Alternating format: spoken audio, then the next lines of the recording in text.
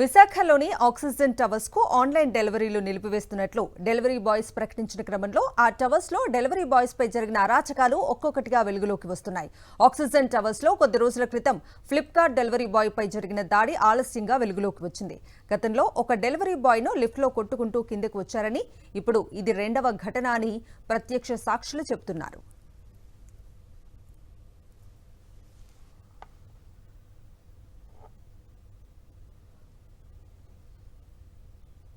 విశాఖలోని oxygen towers లో delivery boys పై వరుస దాడులకు సంబంధించి మరింత సమాచారాన్ని మా ప్రతినిధి నరేష్ అందిస్తారు.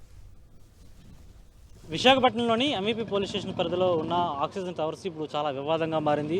పూర్తిగా స్విగ్గీ డెలివరీ బాయ్ అనిల్పై జరిగిన దాడి ఘటనకు సంబంధించి పూర్తి స్థాయిలో ఇప్పటికే డెలివరీ బాయ్స్ అందరూ ఆందోళన వ్యక్తం చేస్తున్నారు. అదేవిధంగా ఇక్కడ ఆక్సిజన్ టవర్లో డెలివరీ వెళ్ళే వాళ్ళకి రక్షణ లేదంటూ కూడా వాళ్ళు వాపోతున్న పరిస్థితి కనిపిస్తుంది. అయితే పూర్తిగా అనిల్పై దాడి జరుగుతున్న సమయంలో ఒక ప్రత్యక్ష సాక్షి ఉన్నారు. ఆ ప్రత్యక్ష సాక్షి ప్రస్తుతం అంతా ఉన్నారు. వాళ్ళు అసలు మాట్లాడించే ప్రయత్నం చేద్దాం. చెప్పండి, పూర్తిగా డెలివరీ బాయ్ అనిల్పై ఘటన జరిగినప్పుడు మీరు అక్కడ ఉన్నారంటున్నారు కదా, అసలు ఏం చూసారు, ఏం జరిగింది? నేను పైన డెలివరీ ఇచ్చి కిందకు వచ్చాను సార్. నేను ఇక్కడ నుంచున్నప్పుడు అబ్బాయిని ఆ సైడ్కి తీసుకెళ్ళి, ఇక్కడైతే అందరు చూస్తారు కదా, మళ్ళీ పబ్లిక్ ఇష్యూ అవుతుందని ఆ మూలకి తీసుకెళ్ళి కొడుతున్నారు సార్. అప్పటికి మా మెయిన్ గేట్ వేసారు. ఆ గేట్ మనం దూకి వెళ్ళలేం సార్, కావస్తే మీరు చూడొచ్చు. ఆ గేట్ నేను ట్రై చేశాను. మాతో పాటు మా వాళ్ళు ఉన్నారు. మా వాళ్ళు ఒక 20 మెంబర్స్ మేము వచ్చాం. ఇక్కడి నుంచి అరుస్తూ గోల్ చేసాం, అలా కొట్టొద్దు, చేయొద్దు, ఏదైనా ఉంటే స్టేషన్కి అప్ చెప్పండి, డైల్ 100 కొడితే అయిపోద్ది కదా అంటే, వాళ్ళ వెనకదలు పెద్ద ఉన్నారు, మీరు వెళ్తారా అంటే, అంటే మాకంటూ ఉంటుంది కదా, ఎందుకులే మేము ఇచ్చే డెలివరీకి మేము ఏం చేయగలం అని చెప్పేసి మేము అప్పటికి రిక్వెస్ట్ చేస్తూనే ఉన్నాం. అబ్బాయి షర్ట్ ఇప్పినప్పుడు నేను చూశాను.